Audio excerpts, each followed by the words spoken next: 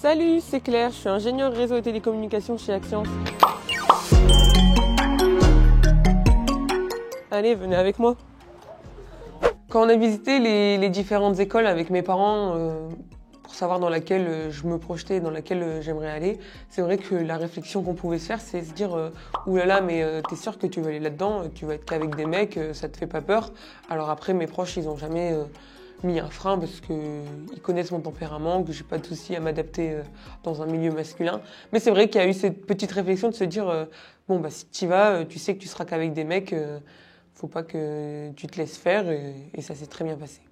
On configure pas mal de switches. Alors les switches, c'est les équipements où en fait c'est une boîte à prise en quelque sorte. Le but c'est de commuter le réseau, donc de laisser passer le trafic et qu'ainsi les différents utilisateurs puissent accéder à Internet en filaire et tout en étant sur un réseau sécurisé par le firewall qui lui gère les règles d'accès et de filtrage que l'entreprise souhaite mettre en place.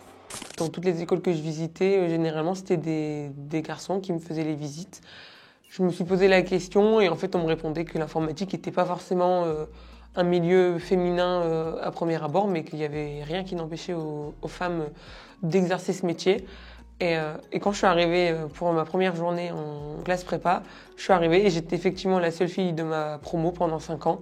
Et j'ai appris que 2 ans avant moi, il n'y avait pas eu de filles, et 2 ans après moi, il n'y en a pas eu non plus. C'est vrai que quand on parle d'informatique, beaucoup de personnes s'imaginent le geek avec son sweat à capuche et ses lunettes derrière son clavier dans une pièce toute noire qui fait que de tapoter sur l'écran. Et c'est un bon vrai cliché. C'est comme le cliché où tu travailles dans l'informatique, tu sais réparer mon PC.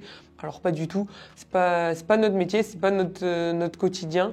En fin de compte, on est des personnes plutôt lambda qui ont des passions autres que les jeux vidéo ou le codage, etc. Et il faut casser un peu les clichés qu'on peut avoir derrière l'aspect informaticien.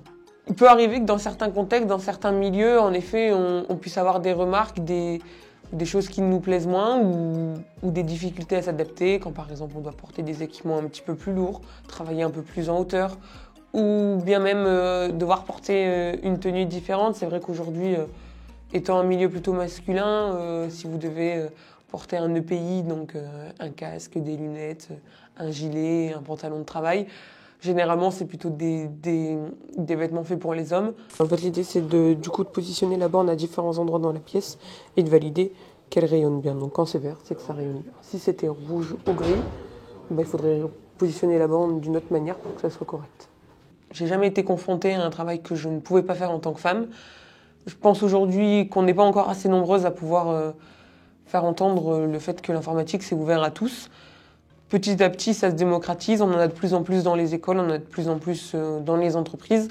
Et ça sera cette voie qu'on portera toutes qui feront venir les lycéennes dans les études supérieures en informatique et donc dans les entreprises à l'avenir. Ce qu'ils nous disent le plus souvent, c'est qu'ils ne connaissent pas ces métiers-là, on leur en a jamais parlé.